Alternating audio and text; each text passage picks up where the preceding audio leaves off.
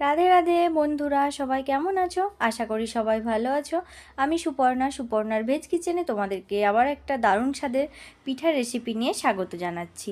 তোমরা যারা নতুন, তারা এখনও আমার চ্যানেলটি সাবস্ক্রাইব করোনি, তারা আমার চ্যানেলটি সাবস্ক্রাইব করে পাশে থাকা বেল আইকনটি প্রেস করে দিও, যাতে আমার রান্নার নতুন নতুন রেসিপি তোমাদের কাছে সবার আগে পৌঁছে যায়। চলো রেসিপিটি শুরু করা যাক। এখানে আমি পাটিসাপটা পিঠে বানানোর জন্য হাফ বাটি আতপ চালের গুঁড়ো নিয়ে নিয়েছি, আর এখানে 4 ভাগের 1 ভাগ খুবই অল্প পরিমাণে সুজি নিয়েছি, আর 1 বাটি ময়দা নিয়ে নিচ্ছি। স্বাদ মতো লবণ দিয়ে দিচ্ছি। লবণ দিয়ে উপকরণগুলোও ভালো করে মিশিয়ে নিয়েছি। এবার এর মধ্যে 1 বাটি দুধ দিয়ে দিচ্ছি। দুধটা নর্মাল টেম্পারেচারের আমি ইউজ করেছি। দুধটা দিয়ে হালকা হাতে একটু মিশিয়ে নিয়ে এর মধ্যে অল্প অল্প করে জল দিয়ে ভালো করে একটা ব্যাটার তৈরি করে নেব।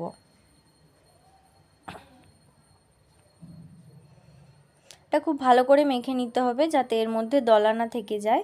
দলা থাকলে পিঠেগুলো খেতে একটু ভালো লাগবে না। দেখো, আমি খুব সুন্দরভাবে এটা ব্যাটারটা তৈরি করে নিয়েছি। এটা আমি একটু পাতলা রেখেছি, রেস্টে রেখে দিলে এটা একটু ঘনত্বের হয়ে যাবে। এখানে আমি পিঠার পুরটা তৈরি করার জন্য একটা কড়াইতে নারকেল হালকা হাতে একটু নেড়ে নিয়েছি।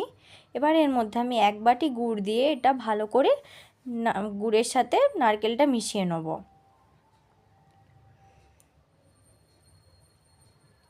এটা একটু ভালো করে নেড়ে নিতে হবে, যাতে নারকেলের মধ্যে একটা চিটচিটে ভাব চলে আসে।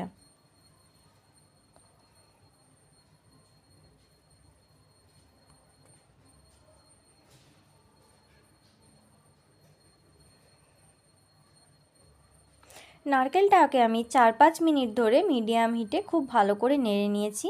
দেখো, নারকেলের মধ্যে আর একটুও রস নেই, খুব শুকনো শুকনো টাইপসের একটা চিটচিটে ভাব চলে এসেছে। নারকেলটা আমার নাড়া হয়ে গিয়েছে। এবার একটা প্লেটের মধ্যে আমি নারকেলের পুরটা নামিয়ে নিয়েছি। এখানে যে ব্যাটারটা আধা ঘন্টা রেস্টে রেখেছিলাম, দেখতেই পাচ্ছ সুজিটা ফুলে গিয়েছে, চালের গুঁড়িটা ভিজে গিয়েছে, ব্যাটারটা কতটা ঘনত্বের হয়ে গিয়েছে। এবার এর মধ্যে আমি 1 বাটি গুড় দিয়ে খুব ভালো করে মিশিয়ে নিচ্ছি। গুড়টা আমার খুব ভালো করে মেশানো হয়ে গিয়েছে। এবার একটা কড়াইতে কিছুটা পরিমাণ ব্যাটার দিয়ে কড়াটা একটু নাড়িয়ে একটা গোলাকার শেপ দিয়ে দিচ্ছি, যাতে ব্যাটারটা ভালো করে চারিদিকে স্প্রেড হয়ে যায়। এবার এর মধ্যে আমি নারকেলের পুরটা দিয়ে দিচ্ছি।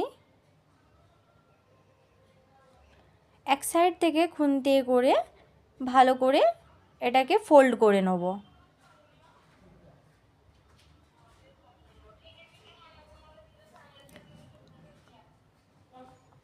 পাটিসাপটা পিঠেগুলো যদি এইভাবে বানানো যায়, তাহলে একদম কড়ার গায়ে লেগে যাবে না। দেখতেই পাচ্ছ আমার কড়ার গায়ে লেগে যাচ্ছে না। এবার এর মধ্যে আমি 1 চামচ ঘি দিয়ে ভালো করে পিঠাটাকে ভেজে নেব 2 সাইড।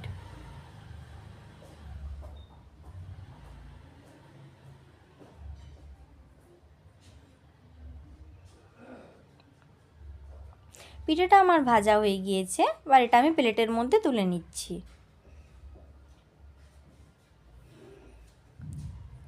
আমি এরকমভাবে একইভাবে সব পিঠেগুলো বানিয়ে নিচ্ছি। তোমরা যদি এই শীতের সময় বাড়িতে এইভাবে পিঠে বানিয়ে খাও, তাহলে বাড়ির সকলেরই খুব পছন্দ হবে। যারা পিঠে বানাতে পারে না, তারাও আমার রেসিপিটি ফলো করলে খুব সহজেই এভাবে পিঠে বানিয়ে নিতে পারবে। দেখো, আমার সব পিঠেগুলো বানানো হয়ে গিয়েছে। আমি একটা প্লেটের মধ্যে তুলে নিয়েছি। আমার রেসিপিটি যদি তোমাদের ভালো লাগে, অবশ্যই একটি লাইক দিও, আর চ্যানেলটি সাবস্ক্রাইব করা না থাকলে চ্যানেলটি সাবস্ক্রাইব করে দিও। যারা আমার ভিডিওটি ফেসবুক থেকে দেখছো, তারা আমার ফেসবুক পেজটি ফলো করে দিও, এরকম নতুন নতুন রেসিপি ভিডিও পাওয়ার জন্য। রাধে রাধে বন্ধুরা, সবাই ভালো থেকো, সুস্থ থেকো। আবার দেখা হবে নেক্সট ভিডিওতে।